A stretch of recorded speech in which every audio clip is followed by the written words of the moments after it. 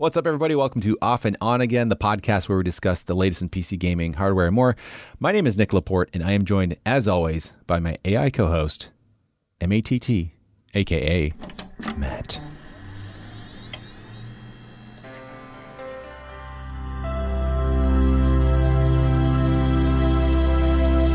How's it going? I don't have anything special to say this week. Nothing?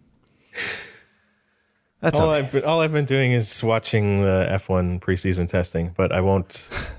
We won't get into that too much today, if at all, because we talked about it in the pre-show just now. Yeah, but the one thing I do have to mention. Sorry, it's okay. The one thing I need to mention is last week we talked about the whole AMD event and how they actually showcased that they've partnered with Mercedes, their F1 team. That they're like, they've done it for a little while, but we didn't even mention that. It was kind of funny that we went so deep into F1 and we didn't even mention that. Yeah, that's true. Those rigs look really cool. But what were you going to say?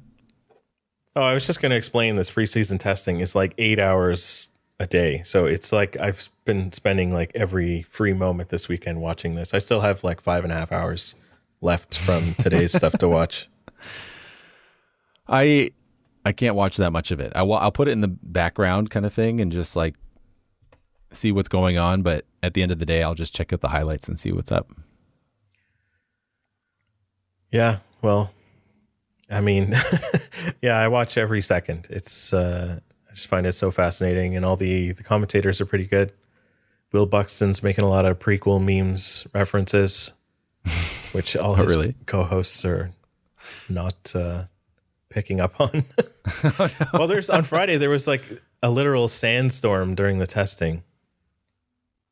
Anyway, yeah. So yeah, well, Did he make a joke about like sand being coarse and yeah. I hate sand. that thing. Oh, that's awesome. And his co-hosts are like, okay, that's a weird thing to say. I've watched a lot of races in the past 2 weeks, and like, darn it, we're getting too deep into this stuff, aren't we? But anyways, I'm just going to say this last thing. The commentators say a lot of funny things sometimes, some real gems. Yeah. And the other one won't pick up on it. And it's so funny. Like it's happened several times. Like the other one I was watching was Turkey, and he was like, he called the track, "Oh, we're back at old Slippy McSlipface." And the other guy's like, "All right." It was good. Anyways, today, talking about PC gaming and stuff like we were going to, we're going to be talking about crypto miners, and they've already cracked Nvidia's RTX 3060 hash limiter rate. Not. Also, AI and gaming. We're going to talk about that just as a conversation piece, not necessarily a news piece. And also the new Samsung 980 SSD, which doesn't have any DRAM, which is interesting. All right. So, let's talk about some crypto miners. What do you think, Matt? So you're the one who debunked this for me. Yeah. Okay. So there was the story going around saying that, oh no, crypto miners have already cracked Nvidia's RTX 3060 hash rate limiter. Turns out that no, they haven't. It was some guy who downloaded some Chinese BIOS from some board and, installed it, didn't really know what he was doing, and he started mining some other kind of coin, like not Ethereum. And he posted like a screenshot of his hash rates saying like, ha, look, I broke it. Or maybe he wasn't claiming that he did, but, look, it's already been hacked. Look at these hash rates. But it turns out that, he didn't know what he was doing. He was mining some kind of other coin, and the hash rates, they're only meant to prevent the Ethereum mining or reduce the profit, I guess, or the hash rate of Ethereum mining. Yeah. So hasn't been yet broken. Not yet. And we've talked about it before. So I put this story in here first. I got a message from a friend of mine saying that it's been cracked already. So I looked for a story, posted that on there, and you mentioned that it wasn't actually debunked. So that was interesting to hear about. The story has been debunked. That it has been hacked. Yes. So this was on Twitter. the Twitter user I_leak_VN posted a screenshot, and you can see their hash rates there under the display adapters, but it's a very cropped screenshot, and most of the comments underneath it are just being like, this is very dubious, very confused, fake, etc., which seemed to be the actual case. So, yeah, I was actually, okay, maybe this like, not pessimistic, but just kind of like crappy side of me was like happy that it was hacked, even though it wasn't, or cracked rather. Why? How could you be such an awful person? Because it's just funny to like when it's entertaining when stuff happens wrong for Nvidia, or like it doesn't work out in their favor, or something they tried to do doesn't work out, or whatever. I don't know. I guess so, but again, you gotta remember that. Well, I don't know. It really depends on the capabilities and the price point of those CMP cards. Mm-hmm. Because if they're like a great deal for miners, and I mean like a really good deal to the point where they're not going to care if they can't resell them, then, that means there are RTX cards for us gamers. That's potentially great. Yeah. I don't think that's going to be the case. Yeah, probably not. We're just going to end up with a bunch of e-waste in those CMP cards when eventually GPUs won't be useful for mining this or that. Mm-hmm. Which is probably going to be the case in the near future. So you did also post this other article from Tech Radar, and it's saying that this isn't going to work anymore. Essentially, GPUs are not going to be good for mining soon. Quote, soon. Yeah, it's true. Well, okay, so I believe they're mostly talking about Ethereum in this article.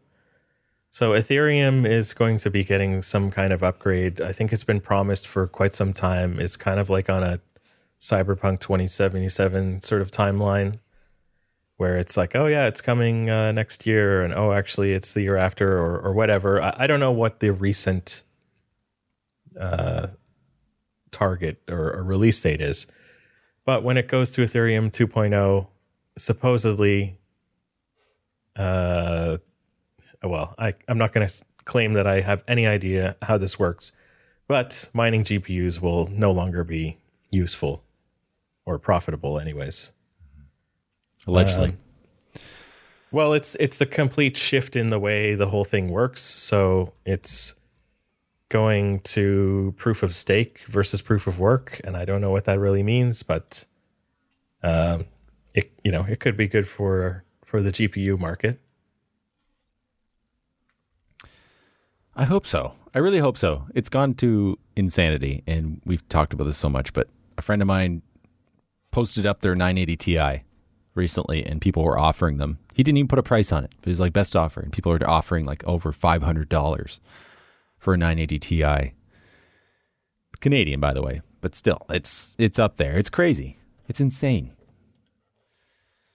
Yeah, like it's almost worth it to sell one of your old cards. Like I could probably sell my 1070 for $400 to $500 Canadian, and then just buy something else, and be like, okay, I ended up spending whatever $1,000 or less for the card anyway. So, but the thing really is, you said I could just buy something else. That's if I could problem. Buy something else. That's the problem, right? Yeah, you that's can't true. just buy something else. And this is why I talked about last week how I feel really like nervous to get rid of my old card, because I kind of feel like I need a backup just in case, because who knows how this is going to go. We're hearing that they're running out of chips, so they can't even build cars. Qualcomm can't make processors for Android phones anymore, or enough. So I don't know if this gets better. Like, I hope Not yet. so. Hopefully sooner than later. The thing, there's so many things that require chips that, I don't know. When does, it's got to get better at some point, right? They're going to have to open more fabs and things like that. That's what I was kind of thinking. Like, maybe this is not canary in the coal mine. This is definitely a bigger situation than that. It's past that. But it's definitely indicative that maybe it would be wise for someone to open more fabs or even a new fab to open up so that it can fill this market in the future when there are shortages again. Because, or not even that, but the fact that it's such an expanding market. It's not like it's shrinking down right now, so to speak, no pun intended, because like everything has chips in it these days, like people's shoes and just like t-shirts and stuff and whatever. Everything seems to have a chip in it. My light bulb has a chip in it. Like, do you I don't know. Are there many t-shirts and shoes with chips in them? No, but it's still a thing. Like, you got people with like cooling things in their shirts and whatever, or shoes that track how far you walk. And okay. Yeah, light bulb that can do all sorts of funny things with lights, like it's meant to do. But you know what I mean? Yeah. So maybe we should open a fab. Yeah, I'll start one in my kitchen. You have spatulas for that? Yeah. Oh, yeah. Need lots of spatulas. Oh, all right. Well, I am very much looking forward to this era being over. I hope this isn't just like what the 2020s is like. Like the entire decade? Yeah. You know what? I think, okay, on a pessimistic note, I think there's going to be bigger things to worry about by 2030. That this is not something we're going to care about anymore. Oh, what a sad thing to realize. Anyways. Have a great life, everybody. That's the end of the show. I'm going to go cry in the corner. Okay. I've been listening to a lot of like political stuff, and it's just been like depressing me. Anyways, welcome. I'm glad you guys are joining us for this. And anyway, sorry. Getting off topic here. Should we just keep talking about this topic that I feel like I have nothing more to say about because, I don't know, I'm so sick of crypto mining? Yeah, I tried crypto mining. Did you? I did. It was mostly as kind of like an exercise, like a sort of like you would try to get the best score on a benchmark or something by overclocking your card. I tried to see like what the best hash rate was I could get on my old card. So, yeah, I learned a bit about it. I still really don't like it, like the idea of leaving your stuff on all the time. If you buy a bunch of cards or whatever and that's your purpose for them, then go for it. Personally, just don't like the idea of leaving something running 24/7 that can give you so much joy in other way by playing games with your friends and all that kind of stuff. Mm-hmm. So yeah, I learned a little bit about it. It's all about clocking your memory speed super high and like underclocking your GPU. And yeah, so it's all about that VRAM speed. And so you can actually get it to the point where you're using, like a third of the energy you would need to typically run things at like full tilt. Interesting. Yeah, it was just kind of interesting to just get, because I'm like sort of, I don't know, it was just like a fun weekend project a couple of weeks ago. And yeah, it was RX 570 and I got it to close to 30, what is it, mega hashes on Ethereum. Yeah. So I don't know, it was like a little bit of a frame of reference for me. And like, what, when they're talking about, Nvidia's talking about these new cards coming out and how many mega hashes they do. So there was we don't really have this on the dock, but since we're talking about it now, there was the Gigabyte CMP 30HX card was spotted recently. This was one of the first Nvidia crypto mining cards. And the price could be around 200 to 300 USD. And it does 26 mega hashes per second. at 125 watts. So I was just kind of like, well, trying to figure out, like, is this going to be a good deal or not for somebody who's really into mining? And I don't really know that it is, but I guess we're in sort of a different market than when things were normal. Because I bought my card for, I don't know the conversion exactly, but I guess it's probably under 150 US dollars, and it does better than that. Yeah, and at the same point, what you were talking about, what you mentioned to me is like, is it available? What's available? Like, if you can actually get your hands on a CMP card versus scrounging and trying to look for an actual gaming card, well, there's your answer too. Yeah. I wonder. Yeah. Do some maths, and then 2 weeks later, you have a whole situation in your house, and your girlfriend's asking, "Why do you have 20 computers in your bedroom now?" It's for testing. I just want to know which one's the best. Okay. Well, it'll be more like, why did you break down the bed frame and attach all these things with spinning fans on them? Yeah. Oh, man. Imagine how hot it would get. Oh, my gosh. I could only imagine. Like, you'd be like a server room, like a server farm, basically, just dedicated AC just for it. That's crazy. Like, it even gets, okay. That's the thing. Okay, this is tangents. Here we go. Talking about how hot computers get. So the whole thing about newer graphics cards and all of the wattage that they actually take up, they pump that heat out, right? And my computer's not like a very power hungry machine, but it's crazy how warm my room gets when I have the door closed and I'm just doing regular things, even just gaming, like not intensely, and how much heat gets pumped out of this thing to heat up the room, like noticeably several degrees up every time. And it's even worse when I'm playing something like F1, where I'm sitting with my legs tightly together, like trying to work the pedals under the chair. Like I'm getting some serious swamp butt from like, it's like, it's not even that hot, but like those few degrees make a big difference. Yeah. Yep. Anyway, right? Anyway. Yeah. Should we talk about AI in gaming? Okay. All right. That's what I wanted. That's what I wanted to hear, because this is a topic I've been thinking about for a while, and for many reasons.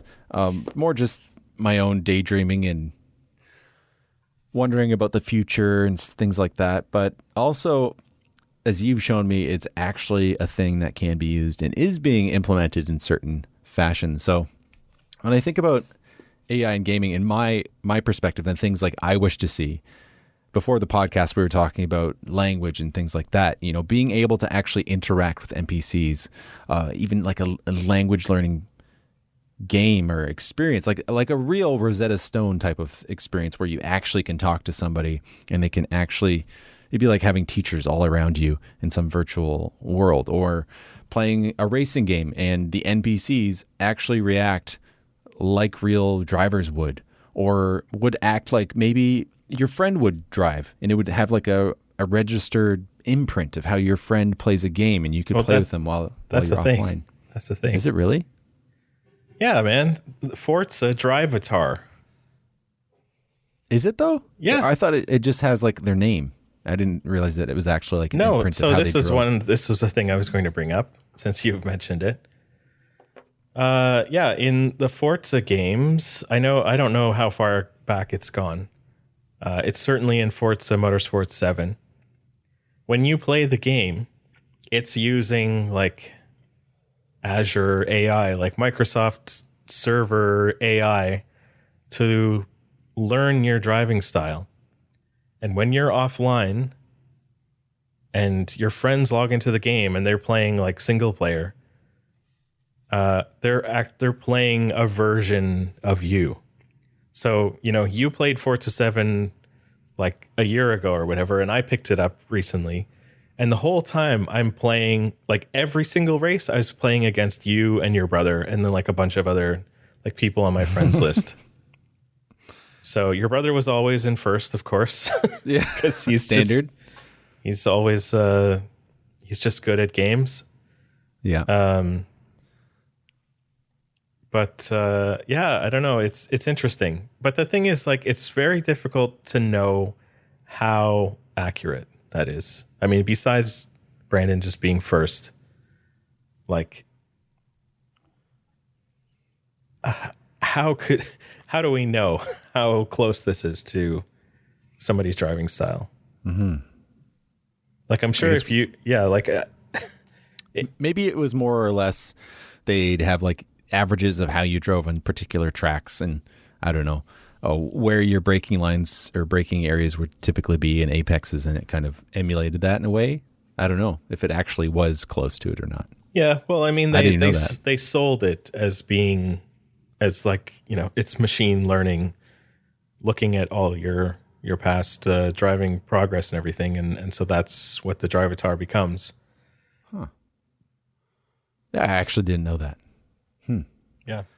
I did install that game actually recently. I resubscribed to Xbox Game Pass for PC. And let's just say it's lacking some key features that should be in a game such as that. Like being able to adjust your field of view in your cockpit, like camera. It's a disappointment. Oh, yeah. But yeah. But anyways, that aside, there was one thing that you showed me. So talking about intelligent NPCs, like that could revolutionize the way we play RPGs. That would be insane. Like imagine playing Mass Effect, but you actually talk into a microphone and interact with characters. It could make it more difficult, obviously, but maybe it could be dumbed down. But that would be insane. So the one you shared with me was it was called Modbox OpenAI GPT-3 Replica AI Scripting, and this is on YouTube. And this guy who's developing this VR game was using, what was it called? It was like a smart, like online chatbot or something, and integrating it into this experience. So it's right? called GPT-3, which is made by OpenAI. And Okay. he was using, I think it was Amazon Polly and some other like voice synthesizer to make it speak. Mm-hmm. So he went into VR and he'd, walk up to these NPCs and he'd just speak to them. He'd be like, hey, Bobby. And then it'd stop and be like, hi, how's it going? And then he'd be like, where are you going? And like, I'm going to work. He's like, where do you work? He's like, I work at City Hall. And you're like, looks like a biker, but okay. But yeah, it's clunky. It's a bit slow, but at the same time, he it asked works. them like, where is City Hall again? He's like, oh, City Hall is at City Hall Street location. Yeah. Yeah. No, my favorite was right after that. He talked to the hot dog stand guy that was right beside him. And he's like, what kind of hot dogs do you have? And it just like, not super robotic, but robotic enough. He's like, we have the normal hot dog, the sweet hot dog, and the very spicy hot dog. Like he tried to like get a deal. He's like, can I get a deal, like a 3-for-1 deal? And he's like, no, I don't think customers would like that very much.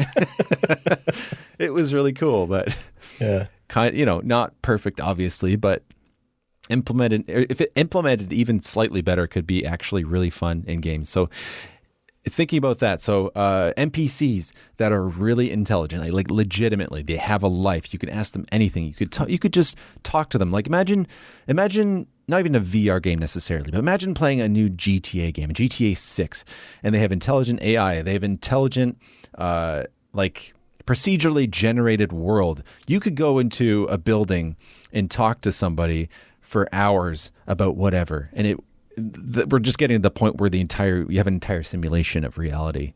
Mm-hmm. And that's just, I don't know, would be insane for gaming in my opinion. Like, what is it even? It's not even a game anymore. It's just a simulation of some world. Maybe we're in one right now. Yeah, that would be cool.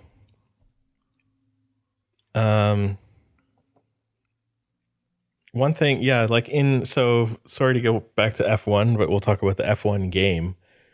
You can speak to your engineer to ask him, like, to tell him, I'm coming into the pit, set soft tires or whatever. But it's still like so, you have to say one of these like key sentences.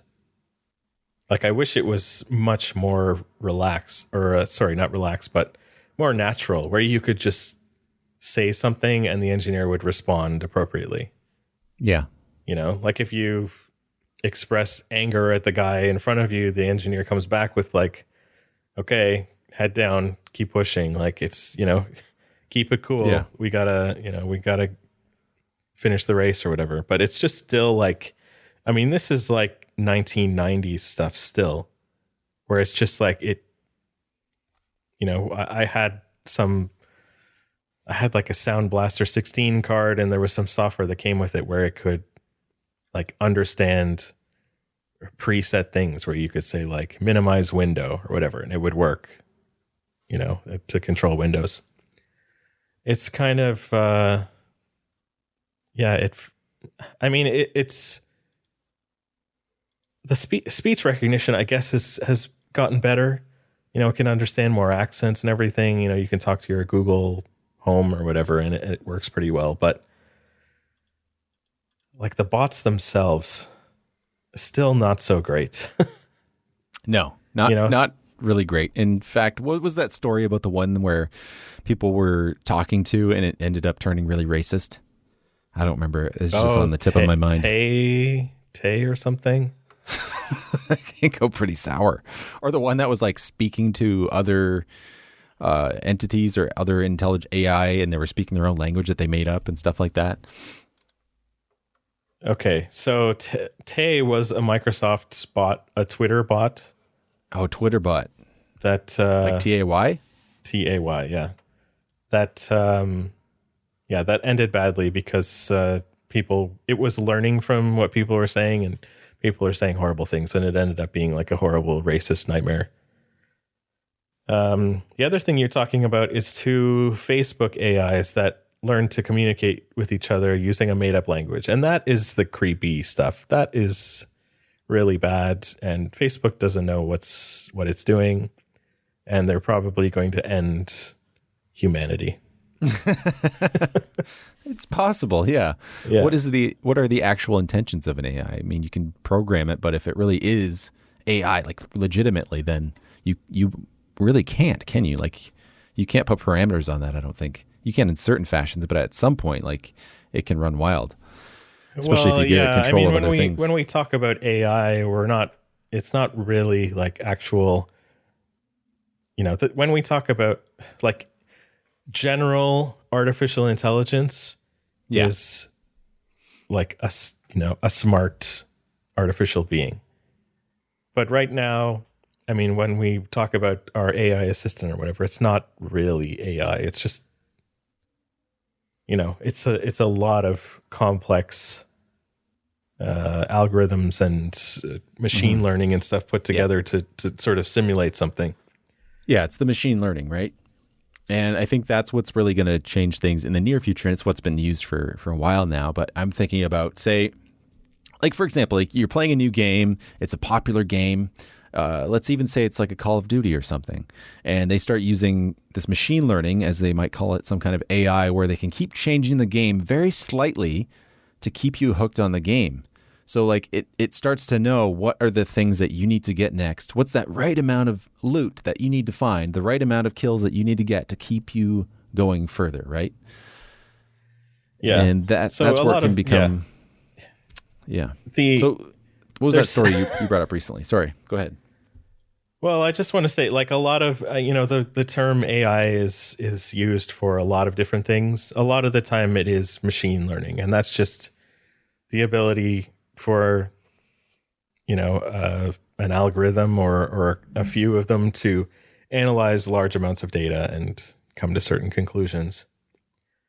I think one of the cooler things is, man, I can't remember the name of it now, but it's basically how your deep fakes and things work.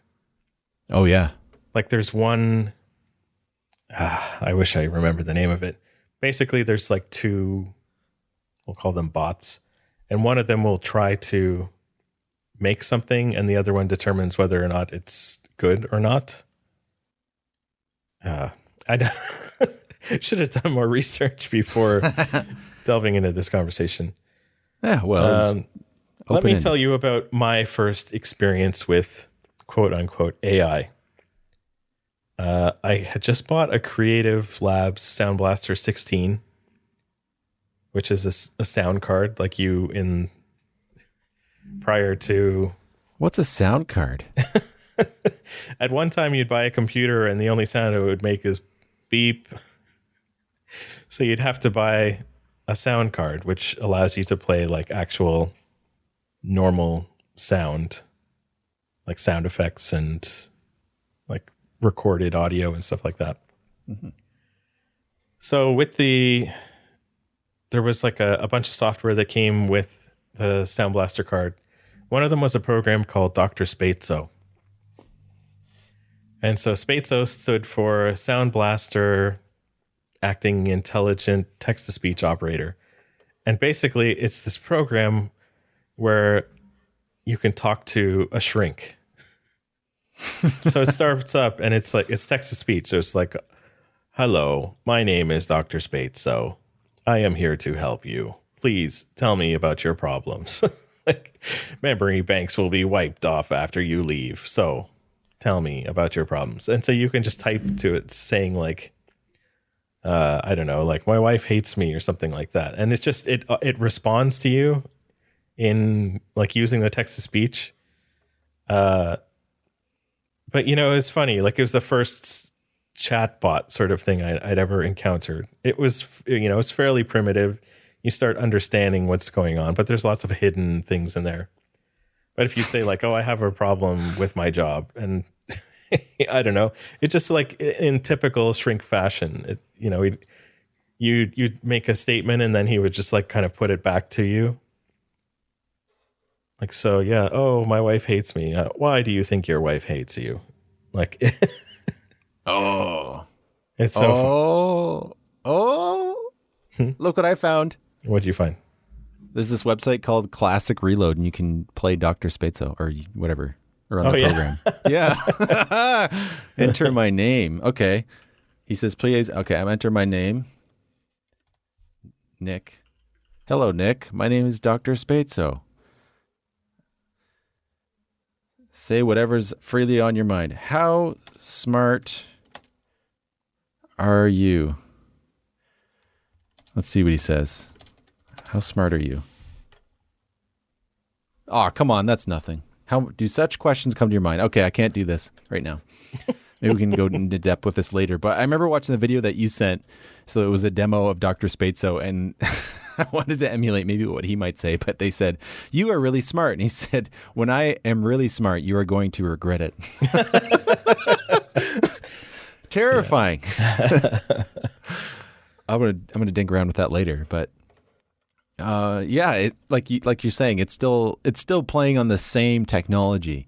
It's not a general intelligence yet, but that's the point I kind of want to get to when we have this real general intelligence and start implementing that into video games. Are they even video games anymore? What is it? Sorry, just the thing I couldn't find the name of before is Generative Adversarial Network, or GAN. That's the thing I was talking about, where it's like two machines sort of working together to create something.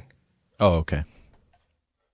So like it's used for like deep fakes and stuff like that. So the one will make an attempt at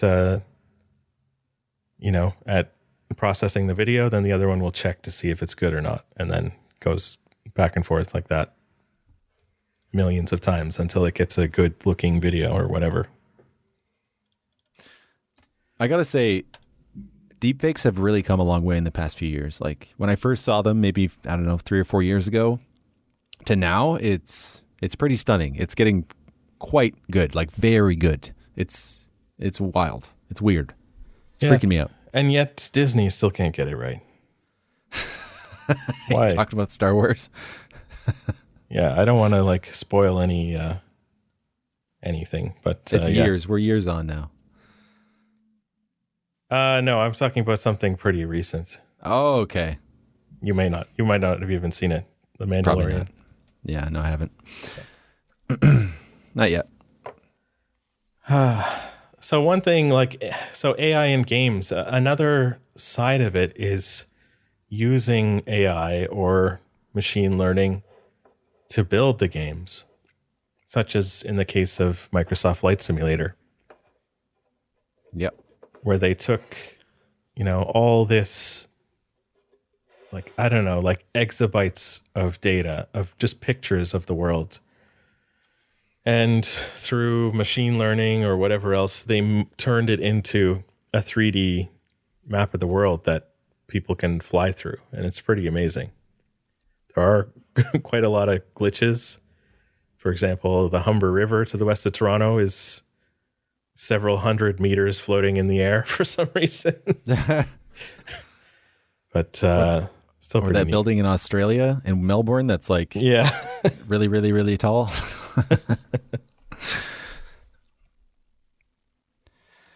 But yeah, that's the thing that I wanted to allude to when I was talking about these, this new GTA that's using machine learning and AI to create a real, not just that procedurally generating this kind of loosely working thing, but very deep world where, if you start going in one direction, it's not just Minecraft where it's the same thing over and over for the most part, but you can actually find very unique and interesting experiences down to the granular level as talking to an NPC that's going to be from some weird generated place.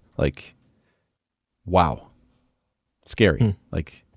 What is even a game anymore when you have so many being made, and maybe even from the ground up having some kind of AI building it that nobody even really told it what to do. It's just pumping out game after game, thing after thing, whatever it is, not just gaming, but entertainment in general and stuff. I mean, music is gone pretty soon. Yeah. Music will be completely AI generated in no time. It's already starting.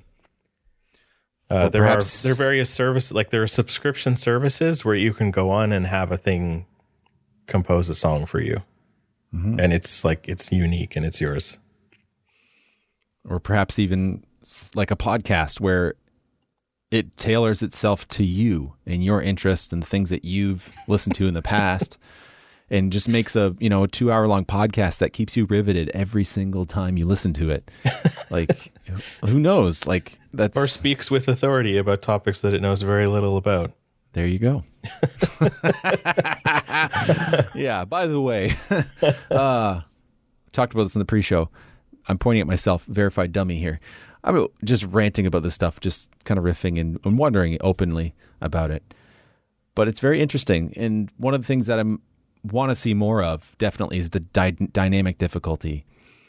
And we kind of alluded to this before, talking about racing games, because that's such an easy one to kind of point at, because it's very cut and dry, the numbers and stuff and how you play it and whether you're winning or losing or how difficult it is. So I've been playing F1 and I've been trying to get the difficulty right. I keep bumping it up, but it's not right. So I keep winning. I'm I don't want to win. I want to be in the middle of the pack where I'm getting challenged and I have to get better. So it'd be cool if you could play, and even in the same race, it could really dynamically move that difficulty, not even speaking about how the drivers might drive more naturally, but just get it to a point where you're satisfied. I want it to be a middle of the road difficulty, because when you set a medium setting, it has already predetermined how difficult it's going to be. But if you want it to be a medium setting, then it can dynamically change that to get you in the right place and actually feel good. Yeah. Well, I think more than that, it would be cool if, the AI opponents behaved differently week to week as they do in real life. Yeah. Sometimes Lewis Hamilton has a bad weekend, but in F1 2020, if you set the difficulty to hard, like, he's going to be there at the front every single time. It doesn't matter. And even say more like, okay, some like hand-to-hand combat type of game, not necessarily hand-to-hand combat, but say an RPG, open world RPG. And I'm sure many of you listening to this now, you've played many games where you go, you beat the boss, or you play against some kind of mob, and it's very predictable. It becomes predictable. At least you can learn how it's going to behave, right? It's not it's not unexpected what it's going to do at some point, and you can beat that, right? What if it can learn how you move and mess your shit up? I guess it depends on what you're looking for from your games, right? Do we want all games to be unbeatable because now the AI has taken over? Not unbeatable necessarily, but just more difficult. Because this is not something as simple as chess, perhaps, right? So, like chess has predetermined outcomes and what's going to happen, and we can make a computer that can beat a human in most any case, for that matter, right? Mm-hmm. But I don't know. Maybe it's even simpler than that. Than I imagine. Having AI being able to beat you in those cases, like what I would perceive to be a more nuanced and. I'm thinking about it more. No, I don't think it would ever. There'd be any case where a computer couldn't beat a human at something. Yeah. At any point, or not any point, but at some point, like, what's that game? Dark Souls 3. Have you played that? No, I haven't played any of those. No, I haven't either. But I've heard that the AI, or at least what we're going to call AI, is very, quote, intelligent, and it becomes unpredictable because apparently, this is what I remember. This could be totally BS, but it changes depending on how you interact with it. And I'm wondering at what point does that actually feel more realistic, as if you were playing an intelligent person on the other side, or not? They did some interesting stuff in Half-Life Alyx as well. Oh, yeah? Yeah, you can look it up. Actually, one game that came out in 2020, one of the biggest games of 2020, had some elements of quote-unquote AI, at least, natural language processing. Phasmophobia. Do you know the game? Does it? Yeah, I've played it. Yeah. Oh, yeah, that's right. You have. I've seen video of you. Yeah. Yeah, I mean, it listens to everything you say. That's why you have to use like in-game voice comms rather than just using Discord or something. Right. Because it's listening to everything you say. So you have to, like, if somebody says something like, oh, I'm not scared or anything like that, like they're immediately targeted by the ghost. What? Yeah, you didn't know this? No. What? And, also you learn the name of the deceased spirit or whatever. And so you can call out its name and it will respond. Yeah, it's listening to your voice through the whole game and responding accordingly. Wow. I thought it was just more simple, and it was like like you'd have to call its name out and try to get its attention. And I thought it was listening for that specifically. I didn't know it was like it does listen for that specifically. But other things like that. There've been a bunch of articles about it.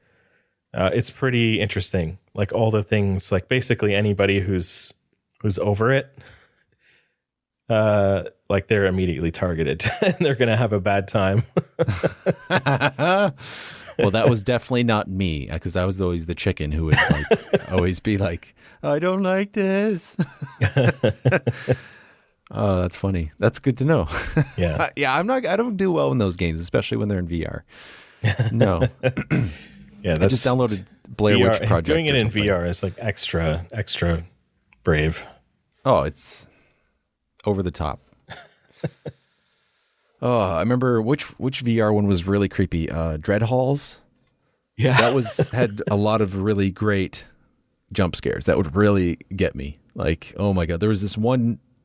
I don't know, it was a demon or whatever, but it was a statue, and every time you looked, gargoyle. Every time you looked away from it, it would move, and you'd look back, and it'd be like right beside you, and then right when you looked at it, the game would make like a big loud noise or whatever, and oh god, oh. like legitimately, people are going to be getting PTSD from these experiences at some point. Yeah. I haven't tried any of the recent ones, but I don't know. Yeah, not for me. Yeah. I was just going to say, I downloaded Blair Witch. I'm wondering what it is. It looks like some kind of horror game. Terrible rating, but it was on Game Pass. I was like, I could try that. It could be interesting.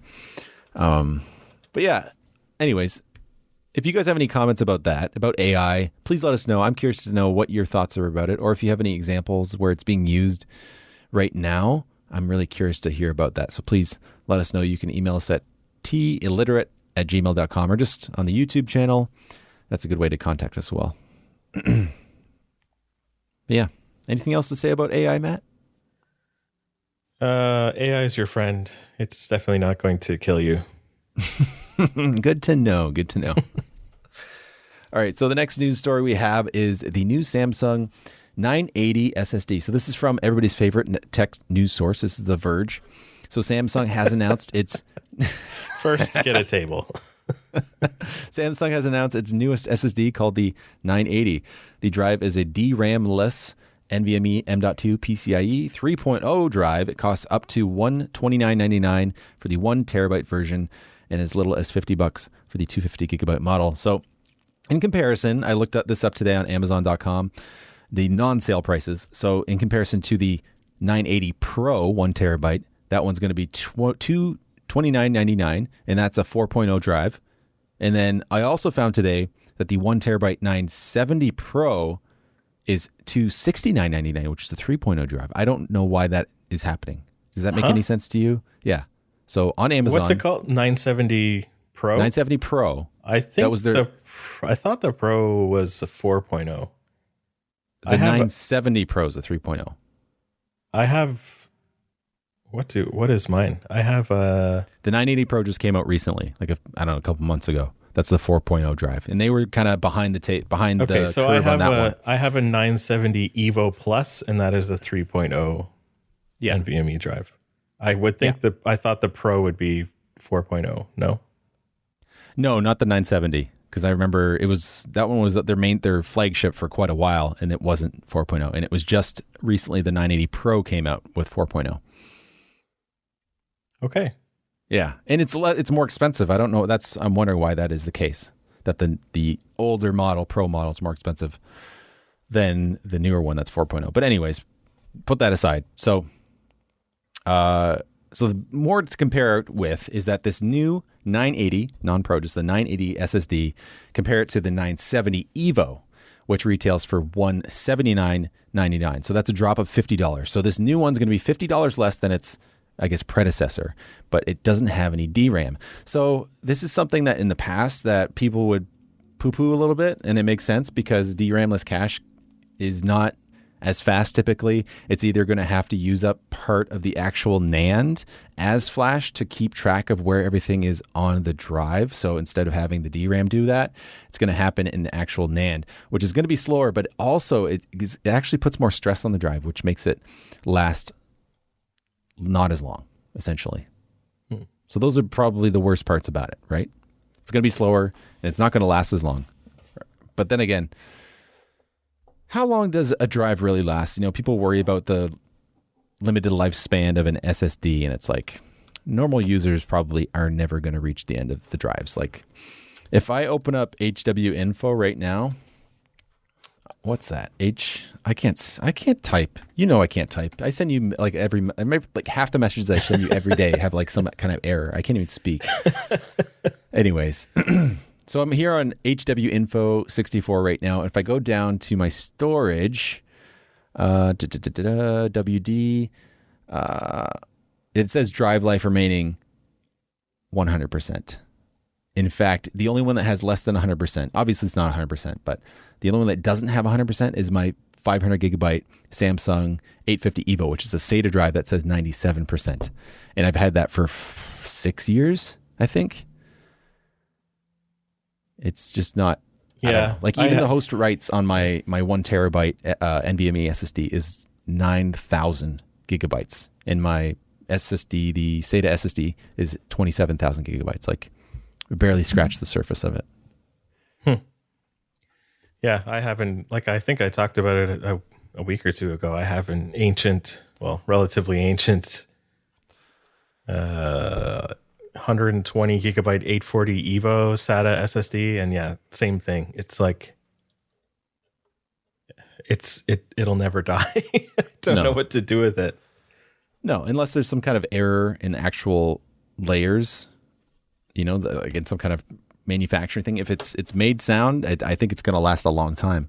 Mm-hmm. People worry about these things only lasting 5 or 6 years, but I haven't seen that to be the case yet. Nope. No. So yeah, the worry is that these are going to be slower, obviously, than its predecessor without the DRAM. You think it's going to be slower. So what Samsung's actually doing, and this isn't the first time it's been doing this, but the fact that it's actually on PCIe, it can directly take access of your DRAM. So it's going to use up to 64 megabytes of the DRAM through the PCIe to pick up the slack. So to make up for not having the RAM actually on the board of the drive. So they're claiming that it's going to be basically typical speed. So the 1 terabyte model they're saying is up to 3,500 megabytes per second sequential reads and 3,000 megabytes per second write speed. So that's about the same or very close to my 3.0 drives, the WD Black ones I have. And I think that's very close to what their like the 970s were anyways. So I think in this case, it seems like a pretty good deal for that price. So, like, for the moment, while like we don't even really need, in most cases, anything faster than SATA 3. Yeah. Yeah, who really cares? Sometime in the near future, when direct storage shows up, I think we're going to start caring a lot more about what SSDs we're putting in our computers. Mm-hmm. So I'm hoping that's going to be the case. Yeah. I hope they start taking advantage of that. And that'd be great. But yeah, in the meantime, this is great news. If they can start doing this in lower end machines specifically, if it's cost saving that's going to be passed down to the consumer, then that's great. I like that. So they do say here in this article that it's using 3-bit layer MLC, which to me doesn't make any sense. MLC is a 2-bit layer, right? So I don't know. Yeah. So okay. That's a little lesson here. So when you see drives, and the reason why some of them are different prices actually has to come down to the fact that their NAND might be more expensive. So that's why you see Samsung drives be more expensive than other ones. It's because they use different NAND. So most of the ones you see, like a 980 Pro or 970 Pro, they use MLC. So that's a 2-bit layer cell and memory. So when in comparison to something that's, for example, like I have in the WD Black, that uses a TLC. It's tri-layer cell, I believe it's called. So that's 3 bits per cell. So the fact that it can put more into that NAND means you save space, saves manufacturing costs, and it's going to be cheaper. But also it's going to be, well, there's going to be performance differences in the two, but also, what's the word I'm looking for? Not longevity, but reliability is going to be better when it comes to MLC. And even further on SLC, which is single layer cells, which is something that you don't typically see in consumer NAND. What's QLC then? That's quad, so 4 bits per cell. Is that good or bad? Well, it's cheaper, but it's not going to be as fast or as reliable. It's more likely that there's going to be a, what do they call it, like a D charge or whatever. I can't remember the name of it. I did a video about this a while ago. I can't remember. But anyways. Yeah, I'm pretty sure I watched that video too, and I can't remember either. Yeah. You make these videos and you research, you learn about this stuff, and half of it just goes out of your brain the next day anyways. But yeah, so they're using the DRAM of your actual system memory to speed up this device, which is great because it's only using a very tiny amount. 64 megabytes is close to nothing. But also they have this proprietary technology. They call it Samsung's Intelligence TurboWrite 2.0. And that's the thing I was talking about, the different layers in that. So that's what's supposed to multiply the maximum allocation buffer up to 160 gigabytes from just 42 of the last version. So that's supposed to simulate, I don't know how this works, but it's supposed to simulate and work as if it has single layer cell performance, even though it doesn't. And they do say it's 3-bit multi-layer cell, which again, I'm not going to talk about that again. I'm confusing myself on it. All right. Well, happy. I am also happy just because it's great that the prices are coming down. I mean, there's a bit of compromise, but it's better than, I have a friend who still has like a WD blue spinning disk as his boot drive. Whoa. He couldn't even man up for the Raptor. Well, he bought it quite a while ago. It was when the 970 or the GTX 970 was, a current video card. Yeah, it was still a question then. It was still a question, so especially talking about budgets. You'd be like, can't really afford a 128 gigabyte SSD. We'll just stick with the HDD for now. Yeah. Different times. Yeah. Yeah. Well, yeah, it didn't make a ton of sense back then. 'Cause, you think about all the videos or whatever you need to store on your computer, and like 120 gigabytes is not going to cut for much. I mean, I had 120 gigabyte SSD as my system drive, and there was a lot of pain involved in that, because so many programs want to put stuff on your C drive. Windows is made to put so much on your C drive, and you really gotta work to move stuff to other drives. That's one thing I think they should really improve or change about Windows, is make it easier to keep your documents and your settings and stuff in other places. Mm-hmm. I guess it's becoming less of an issue now because, SSD sizes are getting bigger and bigger, but still it can be a little annoying when you install some program like, I don't know, Cubase is one I have on my computer, and it really wants to install like all the sample packs and stuff on the C drive. And it's like a super pain to move them away. And those are like gigs and gigs and gigs. It's kind of annoying. Yeah, it is. I wonder if there's some kind of thing you could do even in the default settings of Windows, or some kind of script you could do that would default to somewhere else. Like, I'm glad at least Steam, it will default to like the last one you used, I believe. Yeah. Because mine, whenever I install something, it goes to my game drive. I have multiple game drives. Yeah. Actually, because those SSDs aren't dying, so yeah. I guess I'll keep this 500 gig SATA SSD in here, because what else am I going to do with it? Yeah. I'm just looking at the actual drives on my computer, the C, the D, and the E, and I'm just enjoying the fact that if you turn them sideways, they all look like faces. That's great. I love it. Okay, I see it. The D one's my favorite. He's like, oh God. Not so sure about this. Anyway, sorry. Oh man, when are they going to bring back the A and the B drives? Or like, just, floppies are gone. Like, that's just it. We're never using the A and B ever again. You know what? That's a good point. Those I never thought about those that. are reserved for floppy drives. I'm going to get a floppy drive just so I can say I have one. Yeah, I have one at work actually. Really? Yeah. Does it get used? Not very often, but we have some, like, we deal with some older stuff from time to time, so we have like a USB 3.5 floppy drive.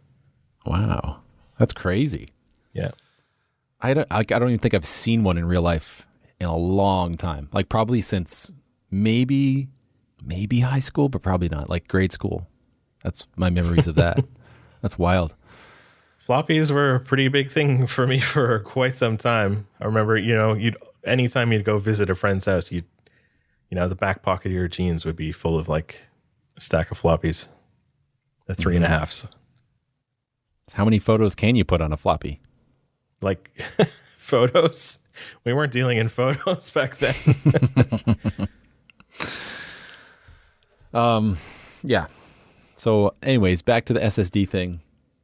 The one thing I'm worried about though, like, I'm curious, like I would want to buy these just to see the performance. Because things I've noticed, especially with my drives transferring in between the two, when I get above, say, 30 gigabytes of stuff to be transferred at one time, you can see where it starts to dip down and the DRAM becomes saturated. So it'll start off at, 2.5 to close to 3 gigabytes of transfer speed, somewhere around there. And then after, say, 20 to 30 gigabyte range, it dips down and then it plateaus down at like 1.5 gigabytes. So I'm wondering, like, how much of it says using 64 megabytes of the RAM, but like, could you possibly open that up and then, maximize the transfer rates using the DRAM? I don't know, of your machine. I'm curious to see what kind of performance differences it does over larger file sizes. I'm curious. Yeah, I don't know. Interesting. Shall we move on? Well, I don't know. I'm just curious, like, so what do you have in your machine? You've got, you said a 970 Evo Plus? I have two 9, let me open up this stupid Samsung Magician thing. I don't really know why it's on my computer, but here it is. I have two 970 Evo Pluses. One is 1 terabyte, one is 500 gigs. Okay. I have 850 Evo 500 gigabyte. That's SATA. And then I have like a 4 terabyte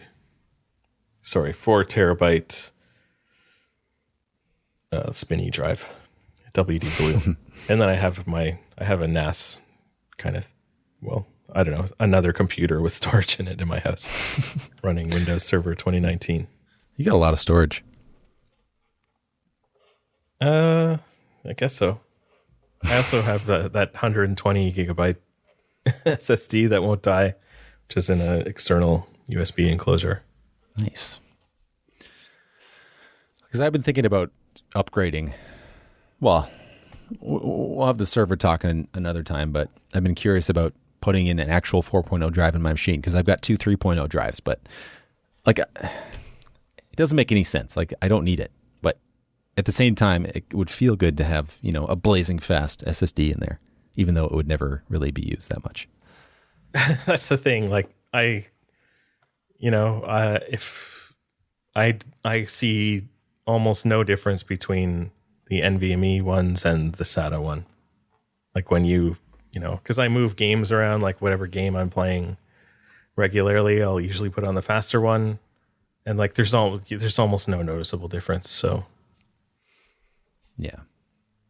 yeah, I'll save my money. I don't need it. Save it for whenever direct storage is like finally revealed. You might need to. Even if you do buy a 4.0 drive, like you might need a better one by the time that shows up. Yeah. All right. Well, let's move on to the mail. All right, so we have one mail today. This is from Liesgujil. Can you read that? I don't know. Does it make any sense to you? As we were talking about before the Before show, the French education in Ontario is pretty terrible. Liesgujil, yeah. But you went to French immersion, right? So this is on you, buddy. Yeah. So we got a comment on our message for our last video, or last podcast rather, and it was in French. I thought it was really unusual, so I translated it as best as I could. So, Liesgujil says, make us a video about the Intel Alder Lake Zen 4 and RDNA 3 by AMD, which are coming this year. I heard they will be compatible with DDR5 and PCI 6.0 SSD, which I think maybe was an error. I'm not sure. Why don't gaming laptops have 6900 XT, the RTX 3090, or the latest PCIe 4.0 SSDs? Why do the majority of powerful gaming laptops always have Intel, while AMD is currently the best? Thanks a lot in advance. So maybe Liesgujil, whatever I'm sorry, what your name is, whatever that is.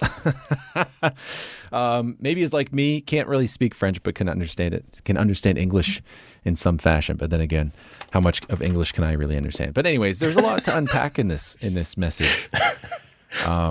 So let me try to take it apart. So I'm probably not going to make a video about the Alder Lake, Zen 4, RDNA 3. These are things that are probably going to come up over the coming year. RDNA that we will talk about. RDNA 3 this year? Yeah, we'll probably hear about that later this year. Yeah, I guess. Yeah, I guess so. Yep. Yeah, I kind of forgot about the release schedule because we've been in this like horrible limbo for so long of like the eternal release of cards that are difficult to get. Yeah. Yeah, I get that for sure. It does seem weird when, our minds are so geared towards, RDNA 2 right now that it seems. Do they really release like whole new architectures every single year though? Not every year. You just do refreshes, but I have a feeling that RDNA 3 might be actually coming out or being announced next fall. Interesting. I have heard rumors of that, so we'll see. So will it be compatible with DDR5? Yes, I believe that will be the case. Absolutely. PCI 6.0, I don't know if that was an error or not.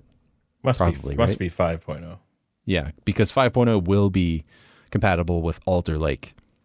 That has been confirmed. Also, DDR5. Yes, that has been confirmed with Alder Lake. I don't know about Zen 4.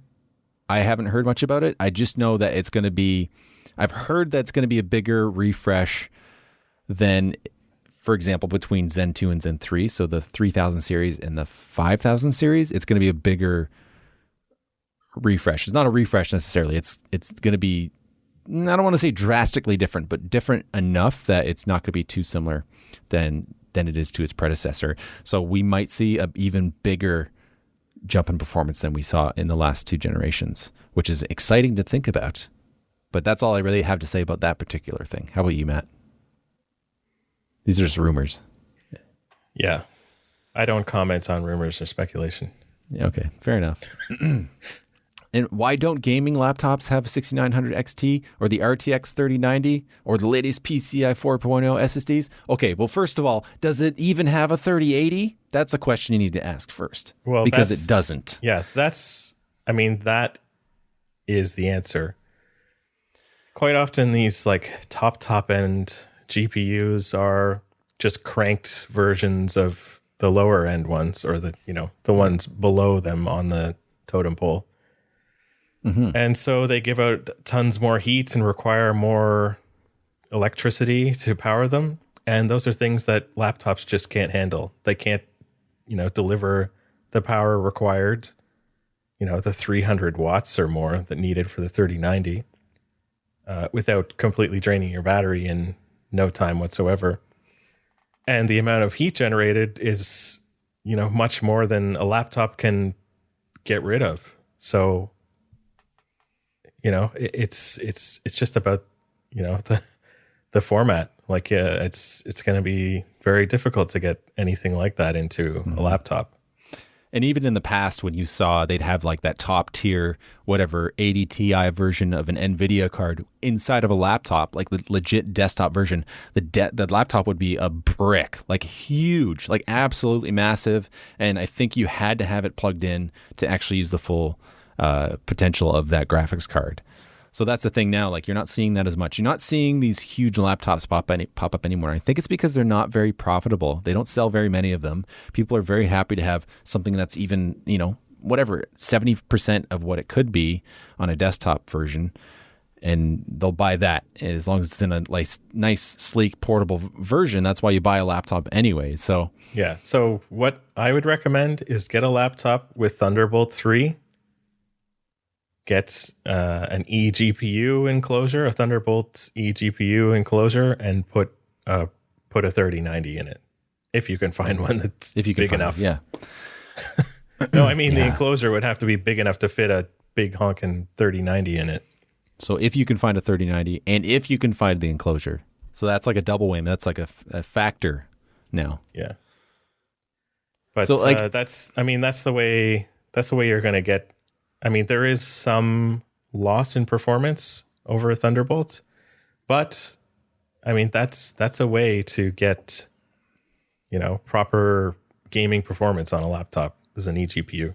People do that with Macs, back when people would, you can't do it with the new M1 chips, but on old Intel Macs, you could, dual boot to Windows and plug in an eGPU.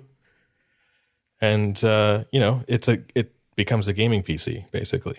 It runs Windows. It's got a good CPU. It's got, a GPU plugged in. It just works. Yeah, I think that's really cool, but I think I've expressed my feelings about them. It's kind of maybe a bit more expensive than it needs to be in any case, and you could just have two separate computers. But I can see the benefits of having the eGPU anyways. Not having two computers, just having everything together. But yeah, so I'm just wondering about the laptops right now specifically the Nvidia mobile GPUs that are being put in there. I believe that the 3080 quotes 38. So like we've talked about it before, the specs overlap. There's so many different SKUs, and how much power they're using and how much performance they can actually pull from these things. And I believe even the top ones they call the 3080 do not exceed what the 3070 desktop GPU can do. Right? I think so. So really, yeah, you're getting 3070 performance at most in laptops right now, that's great. Like it's really awesome, but at the same time, it's not even. We're not even talking about the 90 series or the 6900 XT. We're not even there. So, why do the majority of gaming laptops have Intel while AMD is currently the best? Well, I'm even like hard pressed to say like is AMD the best? In some ways, it's better. But I don't know necessarily it's the best. But the thing that does concern me when it comes to that is why wouldn't they use AMD CPUs? Because of the fact that they're generally very much less power hungry in any case per performance. So we are seeing AMD become more and more prevalent in laptops. Recently, at least I've seen, this is just anecdotal on my perspective, but I've seen it become more and more popular. But Intel's been that one where it still has that, we've talked about this, I think on the last show even, like Intel still has that mind share where when you go to look at these laptops, you see that little Intel sticker and people are still interested in getting that because of that. The people still think that Intel is the better brand to buy. I've had conversations with people saying, oh, I don't want to buy AMD. I want an Intel machine. I'm like, well, I mean, you got to get with the times. Yeah. So AMD has had, like they've had like APUs and stuff in laptops for a long time, but they're generally like low cost and not very good. I've fallen for them in the past. I don't know, when you talk about AMD is currently the best, you're comparing like the enthusiast level desktop CPUs. They don't just plop a desktop CPU into a laptop. They need to, either heavily crank it down or,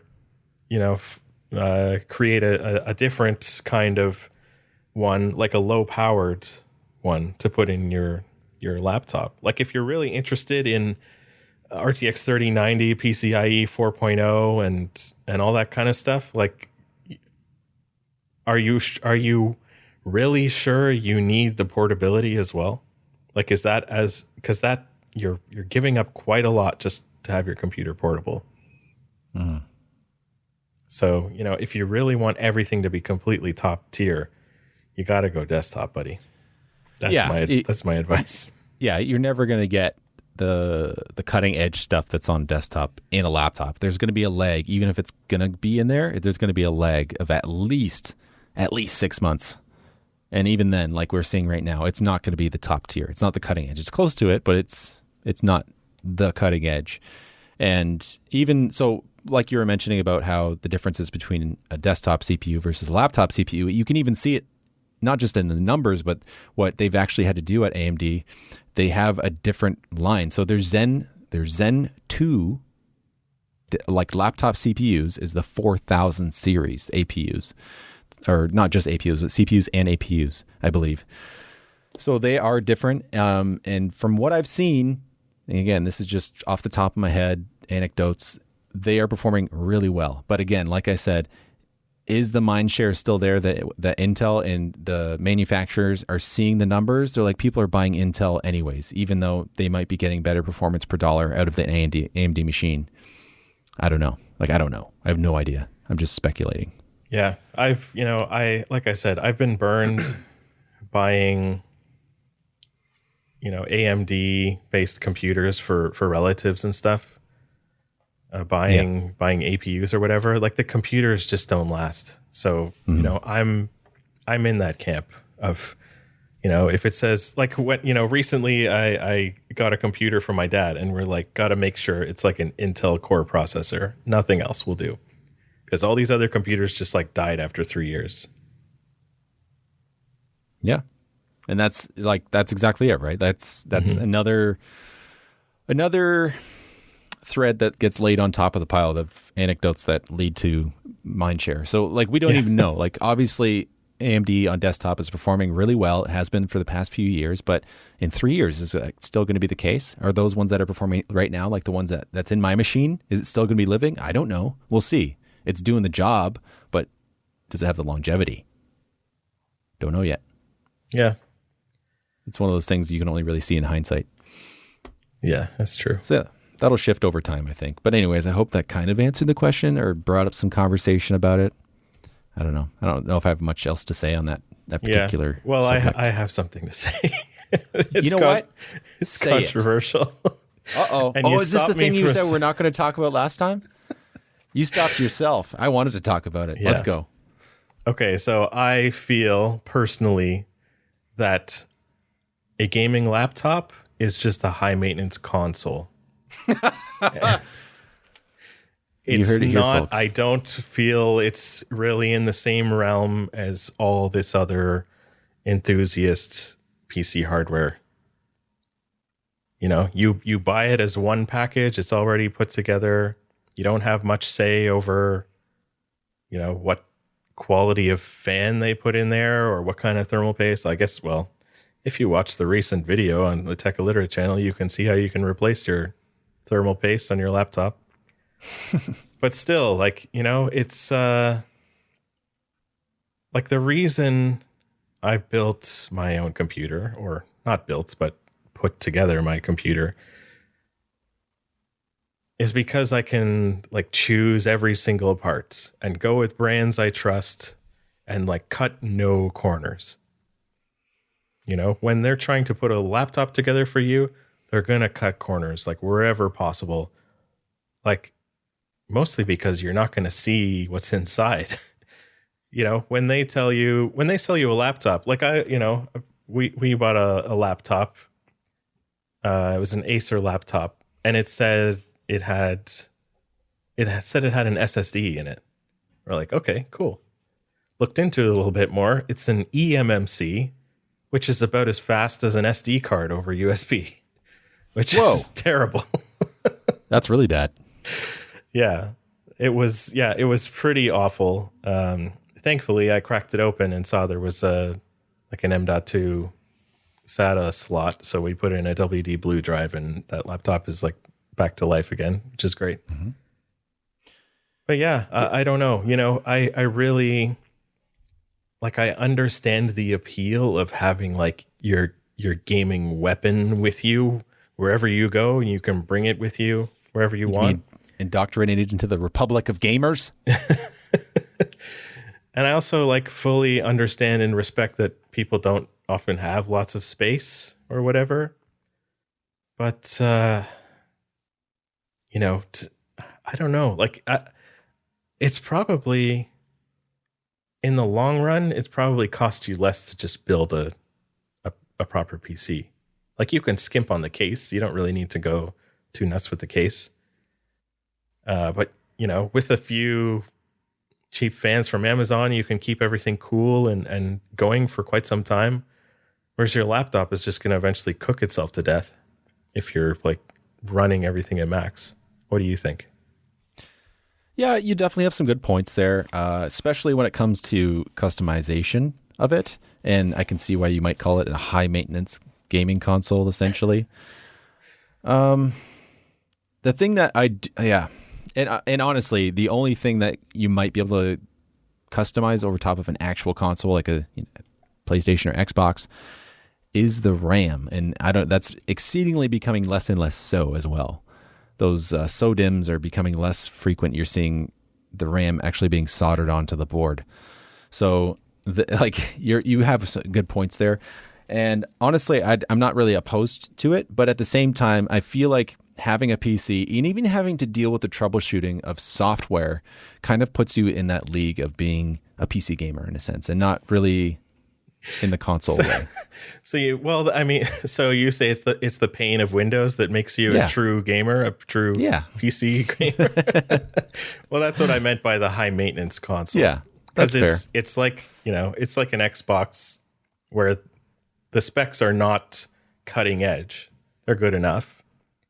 But instead of, it just being like, okay, magic update time, it's like, instead it's now like, oh, Windows Update broke your computer. That's fair then. You got your bases covered then. I think you've been on the other side of this argument that you're able to debase anything that I'm going to throw it at you. I'm not really opposed to it. I just wanted to hear you rant about it.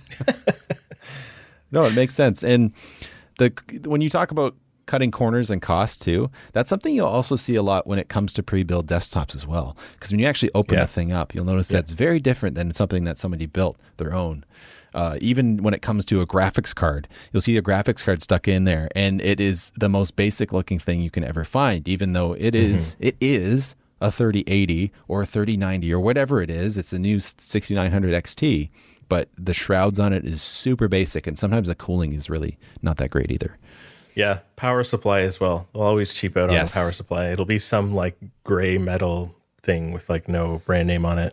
Yeah, or like Alienware, that's like the most famous now. Like when you open that machine up, it's like a blast from the past. You open it up and it's got all the multicolored cables, and all of the metal is just that galvanized steel or whatever. It's weird. It's weird. I don't think I've had a case like that since, I don't know, it's been over like almost 10 years. Yeah, I had a Dell something from like the early 2000s. I still have it somewhere. I want to open it up and see what the video card was, because it would be kind of hilarious to look at this point.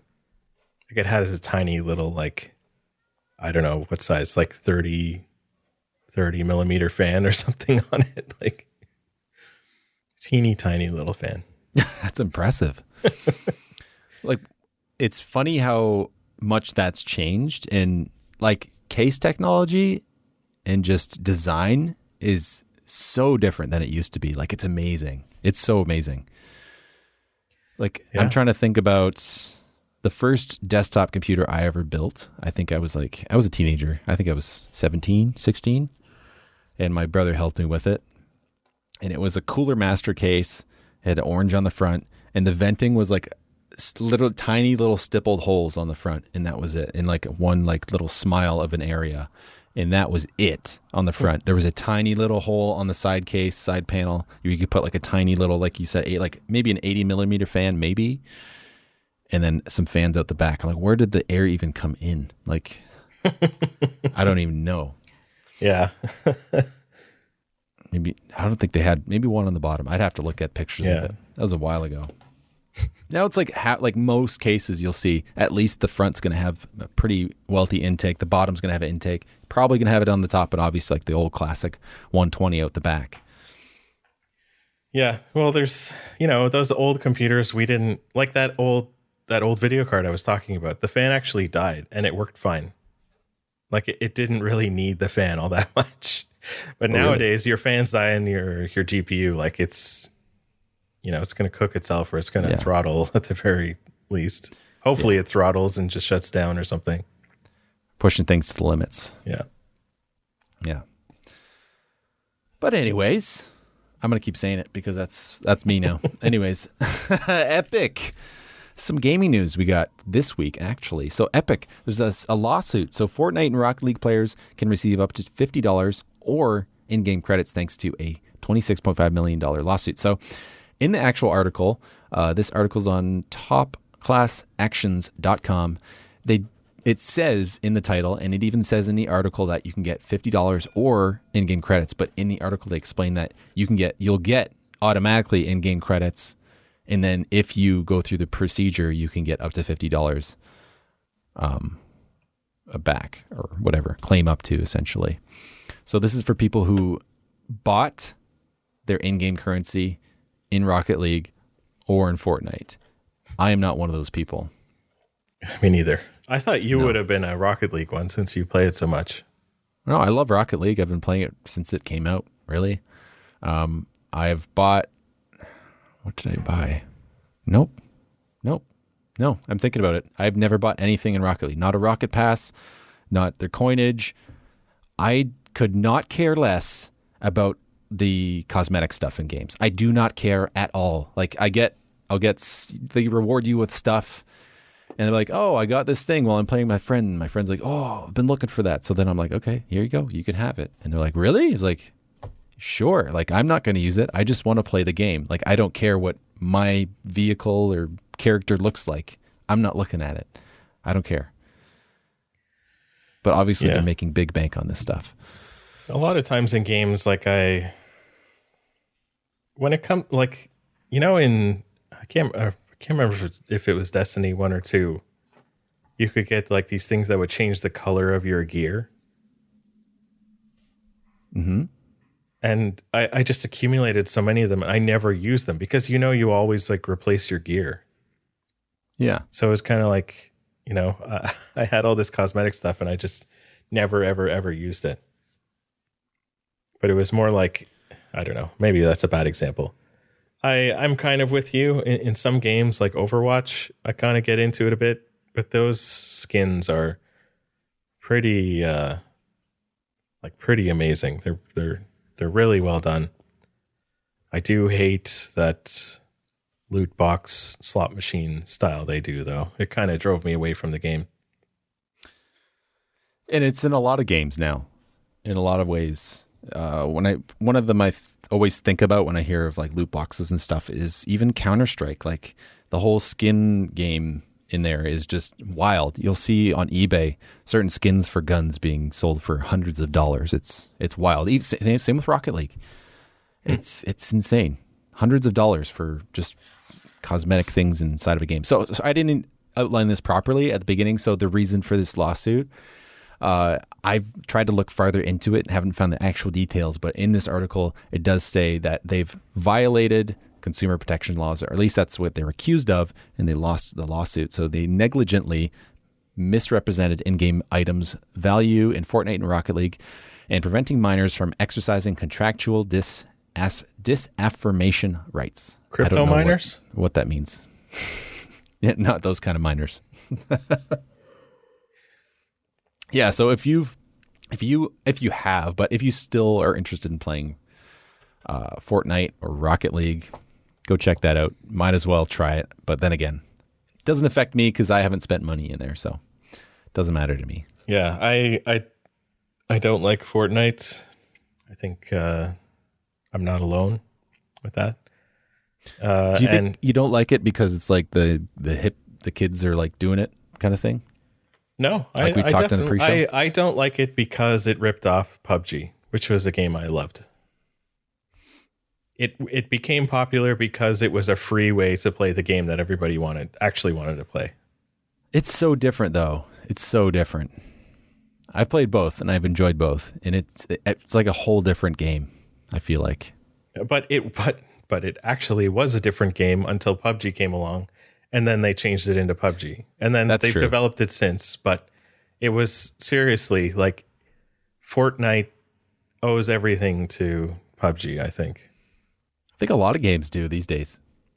Yeah. There's some really popular Battle Royale games. But I think PUBG does owe everything to the original Japanese film Battle Royale. One you need to watch if you haven't seen it. It's great. Yeah, I've seen it. It's not that great.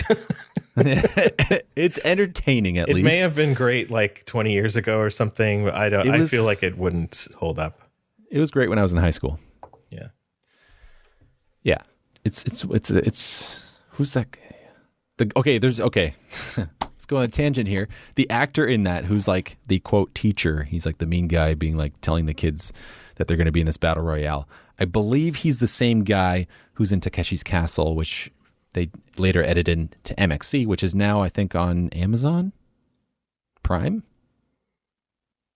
I don't remember. Some of our friends were talking about it. In Canada, at least. What an awesome show. I missed that show. I need, a little filler show to watch. It's fun. If you haven't seen MXC, I think it was on Spike TV or something back in the day. And it was a Japanese game show and they re-edited it and dubbed it over and make it really silly. As if it wasn't silly enough already. It's good times. So yeah, the next So news story. Do you mean Takeshi himself? No. Was he in it? In the movie? No. It says he was in the movie. Who?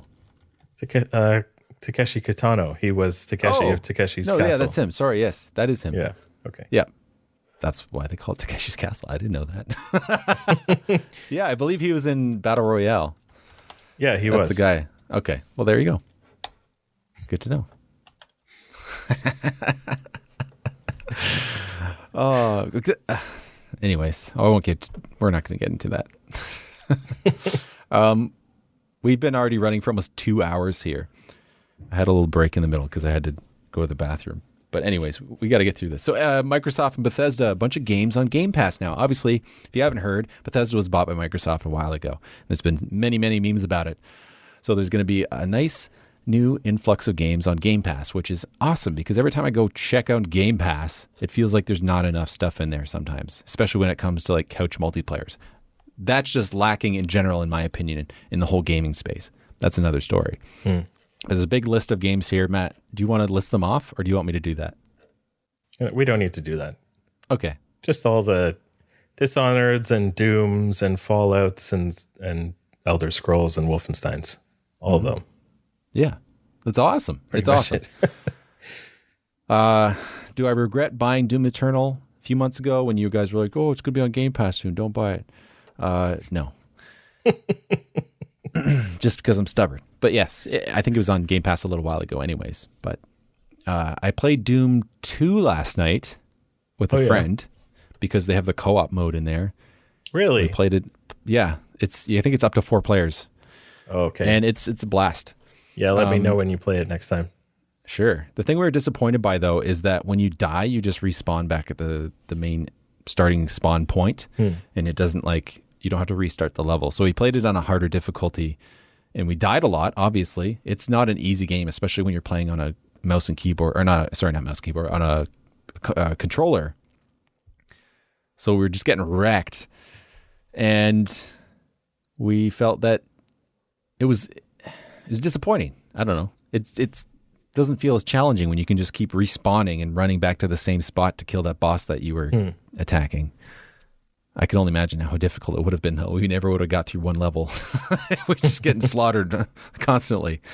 But the nostalgia is real. Like, I remember playing that game when I was a child. Who knows why or who let me play that. But just the sounds and all the different sprites are just, it's great. It's a lot of fun. Yeah, the Doom games were pretty revolutionary. Yeah. Everybody was playing them. And it was at a point where like parents didn't really think twice about letting their kid play a video game because video games were just kid things. Yeah. So it wasn't until later on with like Mortal Kombat and Night Trap on the Sega CD, which was like actual video and stuff, where that's when the actual ratings came in. Oh, did they? I'm surprised by that. Is that when the Karens started to come in and? It was more like the Christian Moms League, or like that kind of stuff, where they're like, and some like congressmen or whatever. It's like they went to, I don't know how the American government works exactly. They went to Congress or the Senate or whatever, and they're showing like videotapes of Mortal Kombat, like Scorpion ripping somebody's spine out of their body, and Night Trap, where there's these weird, like Night Trap is such a weird game. These weird vampires that use a strange drill vacuum thing to like suck the blood out of this teen girl. I don't know. It's a very strange game. But yeah, that whole thing led to the creation of the ESRB and ratings on games. Interesting. So, yeah. That's a big conversation, I imagine, but I don't think video games have a really big effect on people's psyche when it comes to that type of stuff. Like people actually worried about it affecting children in a way that's going to be detrimental any more than other types of media. And at the same time, I think blood and gore is something we all are interested in seeing in some way or another. That morbid curiosity is within us. Yeah, I think like in the majority of cases, yeah, you're right. There are some games out there that are not safe for anyone, though. Which would be like Manhunt or something? I don't know that one specifically, but there have been some like horror games and stuff where it's just like I don't want to see that. It's too much for me. Just like really, really brutal. Tomb Raider? Tomb Raider? Yeah, actually, yeah. Some of those, the death cutscenes in that Tomb Raider too game real. Too horrible, real. horrible. Yeah, I think people are pretty sensible. You know, I was talking to a friend last night, and like we've been talking about F1, and I slightly got him interested in F1, and he was telling me about a crash that happened years ago, and one of the marshals, I think it was in the 50s, was running across the track to like help one of the crash drivers, and then he got hit by a different car, killing him. He goes flying and then killing the driver too, and it's a horrible scene. The guy goes flying, and you know he's probably dead instantly. It's terrible. Yeah. It's not something I want to watch again. It's actually disturbing, and I think those are the kind of things where it crosses the line where you could get to this part where you pass that uncanny valley in video games, and I think people are sensible and don't want that. That's why things like Mortal Kombat were entertaining, because it's ridiculous. It's not real. It's obvious. Yeah. Like Doom Eternal. It's disgusting. It's insane. It's gross, but it's so unreal that it's not even real. It's not real. Like people don't associate that or feel like they're going to do that to people in real life, I don't think. Yeah. Well, I mean, once I get some gas for my chainsaw, but I don't feel safe going to the gas station lately.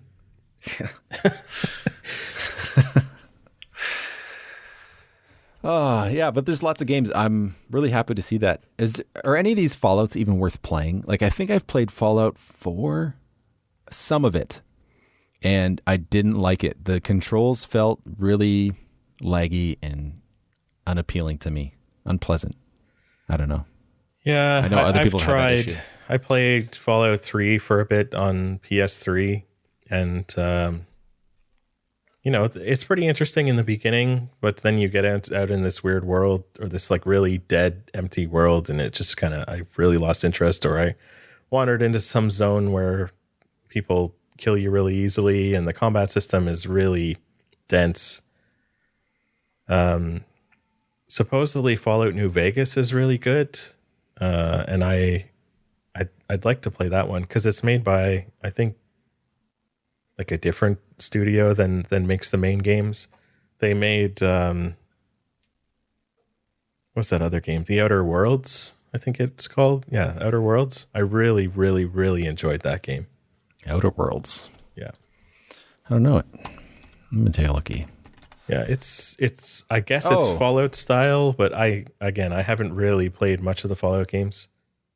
Okay, yeah, I have. You mentioned this before. I was looking at it. I think this is one of the ones that was a title, marquee title for the PlayStation 5, wasn't it?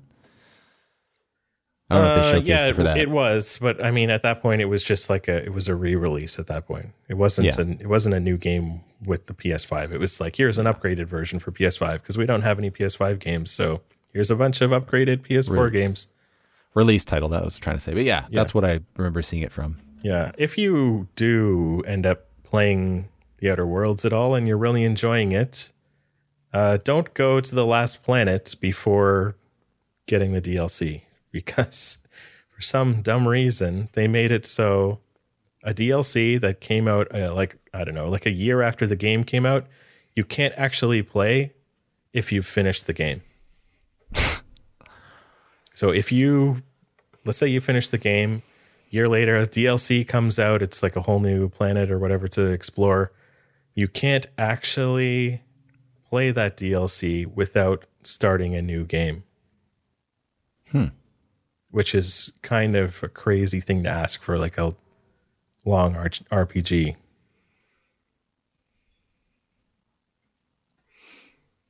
Yeah. I'm just looking at pictures of it, and it's reminding me of No Man's Sky. Yeah, I mean, it's it's No Man's Sky if it was designed by somebody who knows how to make a game. But it's more, it's cool. much more story and like really, really good writing. I was really surprised by that game. I think that takes a certain person to really get into. Perhaps yourself. My brother's one who loves all video games, but he seems to be really in touch with certain games that have good storyline and good writing.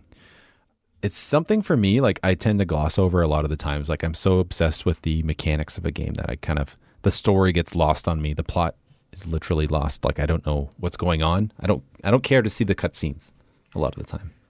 Yeah, I would say this game, I'm usually that person who, like, I skip every single NPC conversation in most games, but this was a game that really was done really well. It was one where, I